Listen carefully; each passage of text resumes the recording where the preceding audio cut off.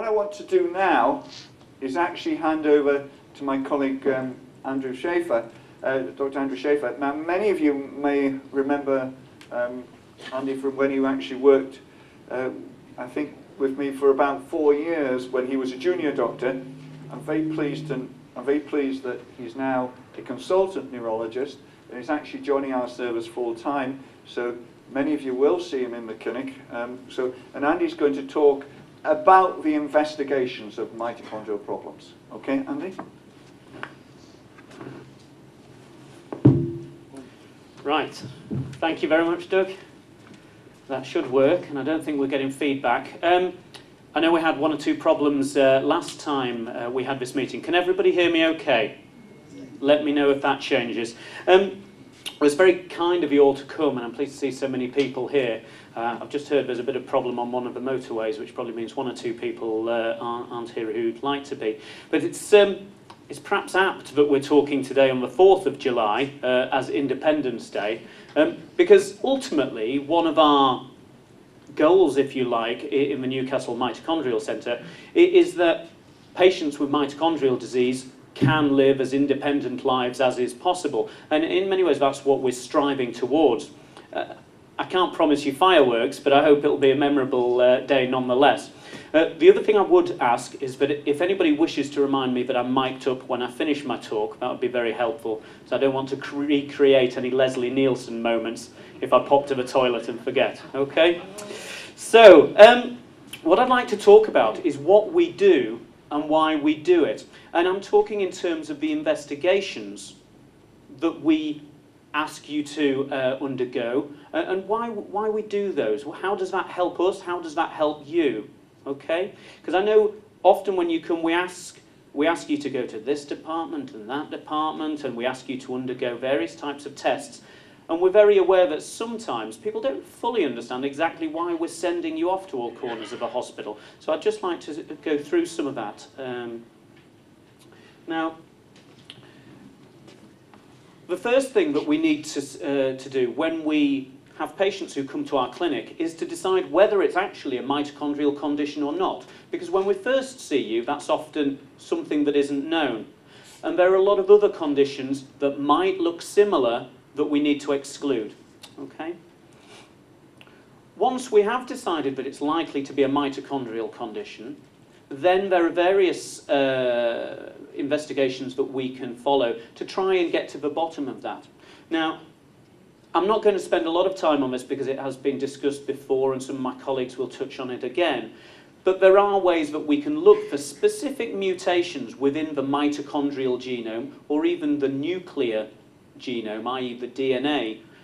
And we can look at blood, we can look at urine samples, and ultimately we can look at muscle samples, which we take by biopsy.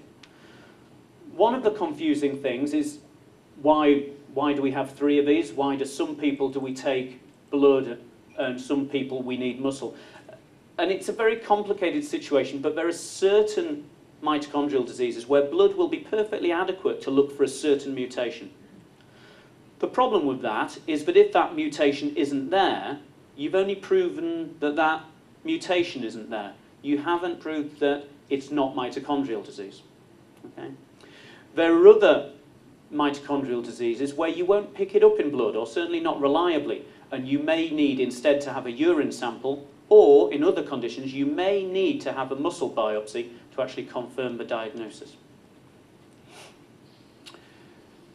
And it's important to make that diagnosis because it has implications for you as patients and indeed for family members.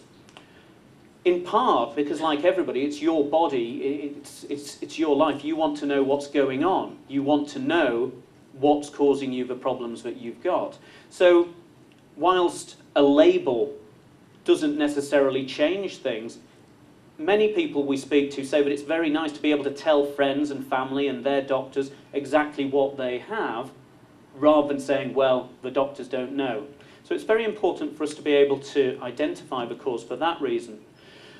The other reason it's important is in terms of health screening, because there are many different types of mitochondrial disease. And if we know exactly which type, we know, partly through the research done here and in other centres, as to what types of complications are more likely to crop up. And so we can focus our attention in trying to pick up these sort of things early. So certain types of mitochondrial disease may be very prone to diabetes and deafness. And in others, you hardly see it. In other types of mitochondrial disease, the predominant problem might be with the eyes, with drooping of the eyelids, with the eyes not moving properly and sometimes double vision. And so we have to look at other types of treatments and other ways of looking after that. It's important for the family because mitochondrial disease would have to be, I would say, the most complicated genetic disorder that there is. And the reason for that is because disorders of the mitochondrial DNA are generally inherited in a maternal manner, by which we mean that it comes down from a mother to a child, but then a man can't pass that particular defect on. But that's only one type of mitochondrial disease. There are actually other types that are what we call X-linked, okay, that tends to affect males more than females. There are other types that are actually passed down from mother or from father. So you can see almost any type of genetic inheritance depending on the type of mitochondrial disease you have. And so it's very important for us to identify that because it makes all the difference to family members to let them know whether this can be passed on or not and whether we need to investigate other family members. The other reason it's important is for understanding. And I use that term slightly loosely because it's very important for patients' understanding and for families' understanding, as I touched on before, to know what they suffer from. But it's also very important for our understanding as doctors. Because if we don't recognise conditions, and if we can't group conditions together and investigate and look at what happens with those conditions, what things to expect in the future, then we can't actually give the proper advice. Okay? So the more that we see patients, the more that we as a centre identify patients with mitochondrial disease, the more we learn about those conditions and the better we're able to treat and look after patients in the future. Okay? For this generation, but also for the next generation as well. One of the problems with mitochondrial disease, as Professor Turnbull touched on, is that it's a multi-system disease. And by that, many different types of organ can be affected by it. In some conditions, it may only be one.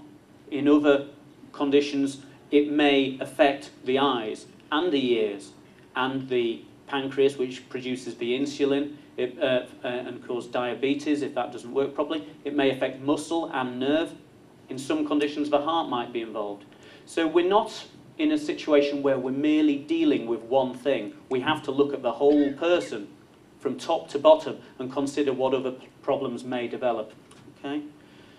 We have to look for those and we have to do these screening tests because often problems can be asymptomatic when they start, i.e. you may not be aware of them in the early stages. That can be the case with diabetes. I could be walking around today with a very high sugar level but be completely unaware of it. Equally, things like deafness. Okay? You would think you might notice that, but if it creeps up on you, sometimes you're not aware of that. And especially children, for instance, in school, might be felt to be not concentrating or just not very good, but they might not be hearing properly. So it's important for us to consider these things. Also,